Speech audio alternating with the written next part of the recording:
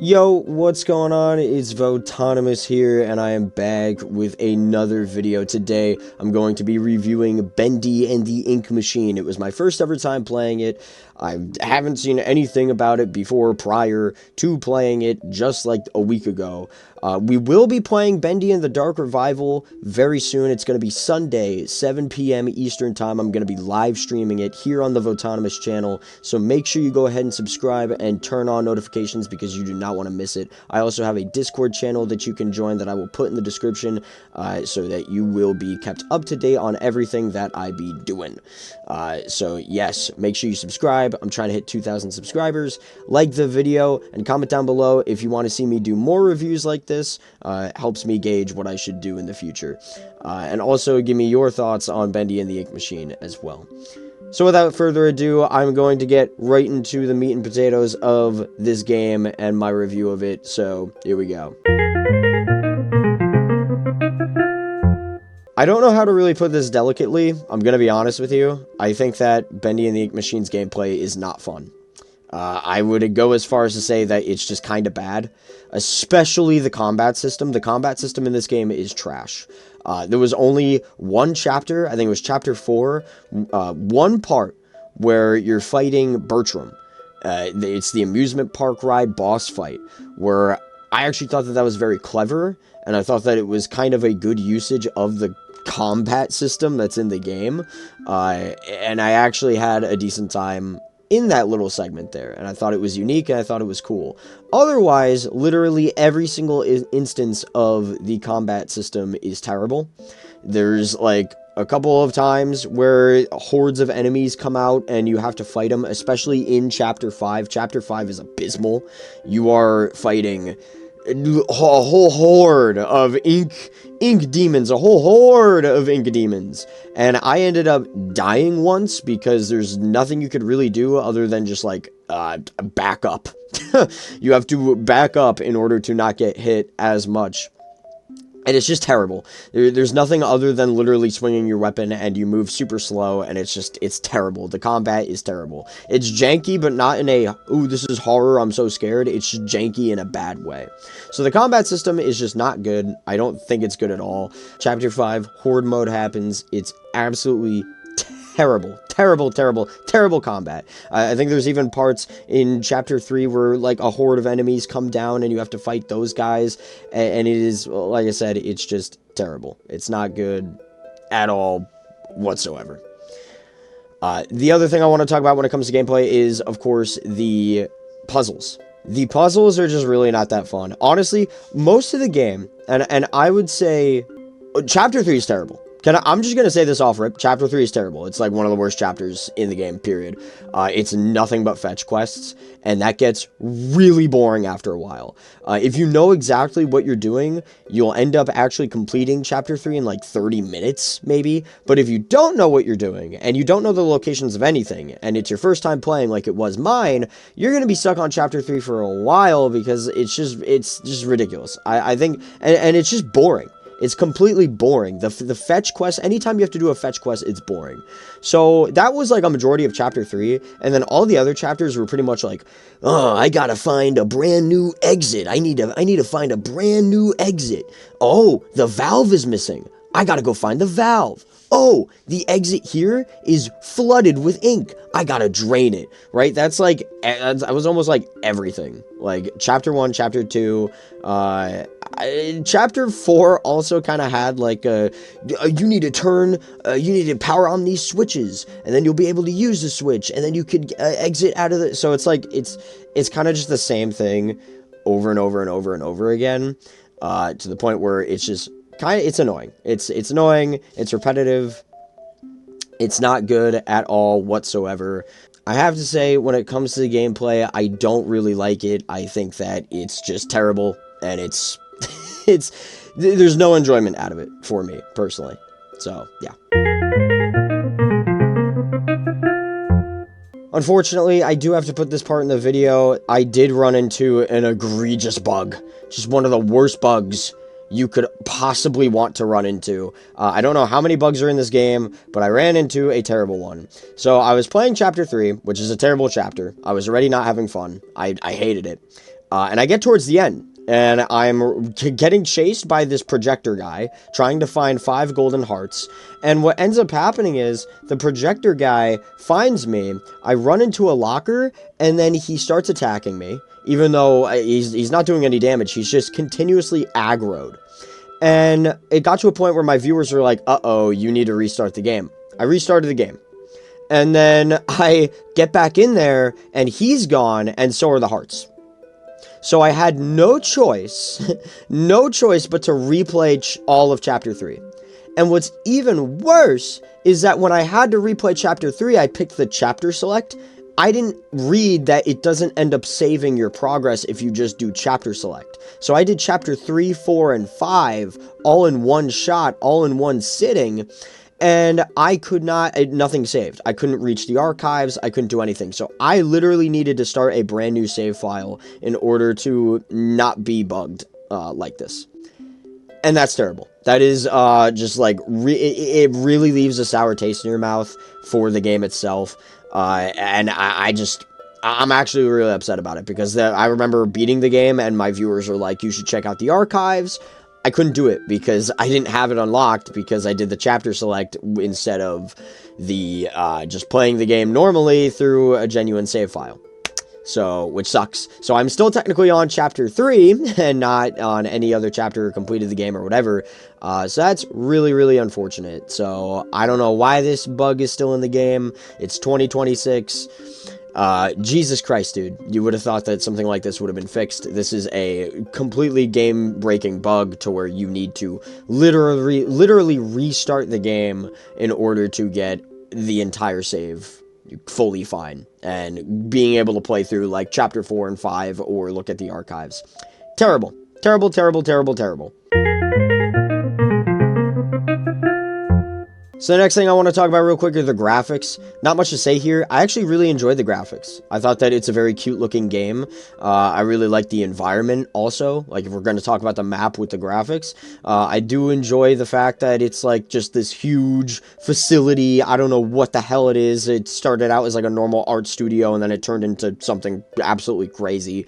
Almost like a factory in a way. And then you just feel like you're descending into hell.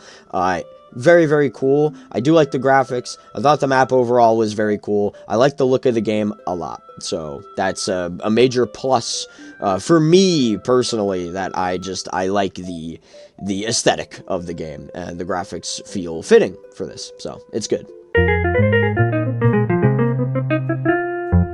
So the next part I want to talk about actually are the characters. In order here, I don't really want to, I'll put story in a different segment, but I'm going to talk about the characters themselves. There are a lot of characters that are talked about in these, like, weird recording things. I'm not going to count those guys, because I just honestly don't even care. So the ones that I really want to look at, Alice was really cool. I honestly feel like a majority of this game was just Alice. In a way, like Chapter 3 was Alice, Chapter 4 had Alice as well, I'm pretty sure. Chapter 3 and 4 was mainly Alice. Chapter 5 had the good Alice version. So there was a lot of Alice in this game, and I thought Alice was really cool. Honestly, there's more Alice in this game than there is Bendy himself. I liked Alice. Boris was also really cool. I liked Boris as a character. I thought he was neat. Very cool looking character as well. Honestly, one of the worst characters in this game is Bendy himself. I feel like I just didn't really care about Bendy. He does really nothing in the game. I also do want to say, and this kind of goes back to the gameplay portion, I forgot to mention this, is that dying means nothing in this game. If you die, all your progress is still there saved. So like if you did like one task but you need to do a second task, you still have the one task like saved. So you could just like, dying means nothing. And this goes hand in hand with Bendy, is that those Bendy chases mean nothing. It's literally just a waste of time. It's almost easier to just let him kill you instead of bothering to go find a locker, because if you just let him kill you, you'll just respawn and then be able to continue the tasks that you were doing. So death means nothing. So that's another thing in this game for gameplay wise that's just really terrible and just not good, and it's just like, who cares? So because of that impacts Bendy as a character. I just feel like I never really cared. Whenever I saw the, ooh, Bendy's coming, he's on his way, never mattered to me. I just wanted to either die as quickly as possible, or I would try to run into a locker, but then I'd die anyway because I didn't know the locations or where the lockers were. And then it didn't matter in the end anyway, because who cares? It's not like anything changes. So, Bendy had no aura in that sense. Bendy did not matter as a character. There was actually only one time where I cared about Bendy, and that was when he kills the projector guy in Chapter 4. I thought that scene was really cool, and that was the best Bendy scene in the entire game. When he transforms into the Bendy Beast, it was kind of cool until I saw the legs, and I'm like, this is just goofy.